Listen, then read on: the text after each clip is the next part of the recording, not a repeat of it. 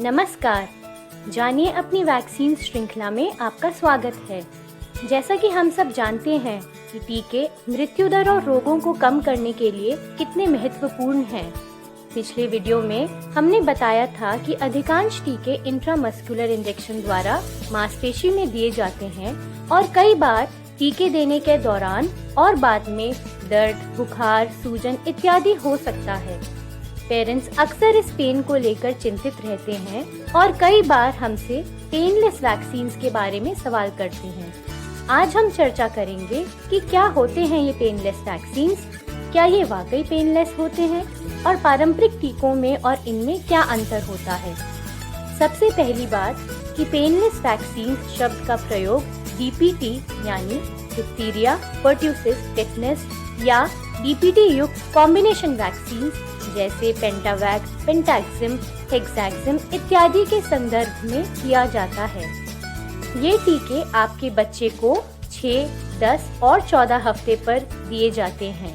इसके बाद 16 से 18 माह में पहला बूस्टर और 4 से 6 साल में दूसरा बूस्टर दिया जाता है। पारंपरिक टीकों और पेनलेस वैक्सीन में अंतर उनकी संरचना, साइड इफेक्ट्स, एफिकेसी या फिर इम्यूनिटी प्रदान करने की क्षमता और कॉस्ट में होती है।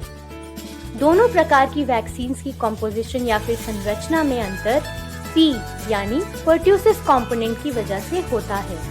कन्वेंशनल या पारंपरिक वैक्सीन में होल सेल पर्ट्यूसिस होता है।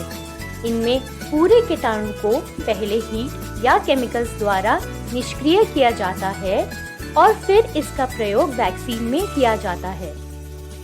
पारंपरिक टीकों के विपरीत पेनलेस टीकों में एसेल्युलर पर्ट्यूसिस यानी एपी का उपयोग होता है। इन वैक्सीन्स में पूरे रोगाणु का प्रयोग न करके रोगाणुओं के केवल उन हिस्सों का प्रयोग होता है जो इम्यून सिस्टम द्वारा पहचाने जाते हैं और इसे ट्रिगर करने के लिए जिम्मेदार होते हैं। अब बात करते हैं कि दोनों प्रकार के वैक्सीन्स के साइड इफेक्ट्स में क्या अंतर होता है। हम इस बात पर जोर देना चाहेंगे कि पेनलेस वैक्सीन का मतलब यह बिल्कुल नहीं है कि इंजेक्शन लगाते समय दर्द नहीं होगा। कन्वेंशनल और पेनलेस दोनों ही वैक्सीन में इंजेक्शन लगाते समय दर्द उतना ही होता है, लेकिन वैक्सीन लगाने के बाद जो माइनर साइड इफेक्ट्स होते हैं जैसे बुखार, इंजेक्शन साइट पर दर्द, लालिमा और सूजन, ये सारे साइड इफेक्ट्स जहां कन्वेंशनल वैक्सीन में लगभग 50% बच्चों में होते हैं, वहीं पेनलेस वैक्सीन में 10 से 20% बच्चों में होते हैं और इसीलिए इन्हें पेनलेस कहा जाता है क्योंकि ये वैक्सीन देने के बाद होने वाले साइड इफेक्ट्स को कम करते हैं। आमतौर पर ये सिम्टम्स 24 से 48 घंटे रह सकते हैं और पैरासिटामोल ड्रॉप्स देने से कम हो जाते हैं। अब बात करते हैं वैक्सीन की इम्यूनोजेनिसिटी यानी इम्यून रिस्पॉन्स जनरेट करने की क्षमता की।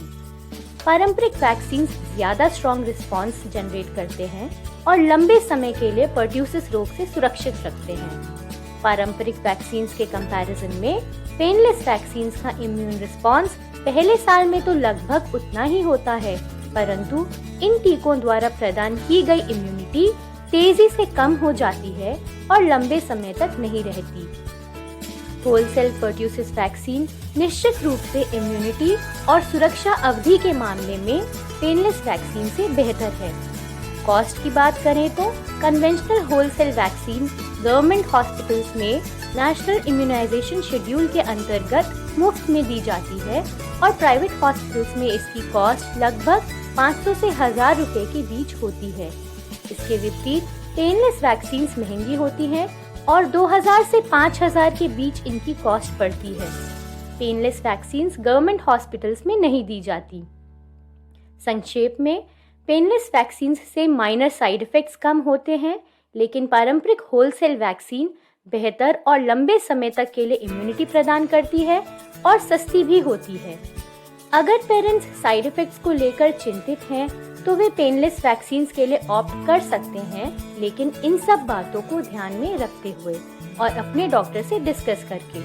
इसके अलावा अगर पहली डोज में बच्चे को होल सेल वैक्सीन के बाद ज्यादा साइड इफेक्ट्स हुए हों या फिर बच्चे को किसी प्रकार का प्रोग्रेसिव न्यूरोलॉजिकल डिसऑर्डर हो, वहाँ भी पेनलेस वैक्सीन आप प्रेफर कर सकते हैं। इन वैक्सीन के बारे में हम अपने आने वाले वीडियोस में विस्तार से चर्चा करेंगे।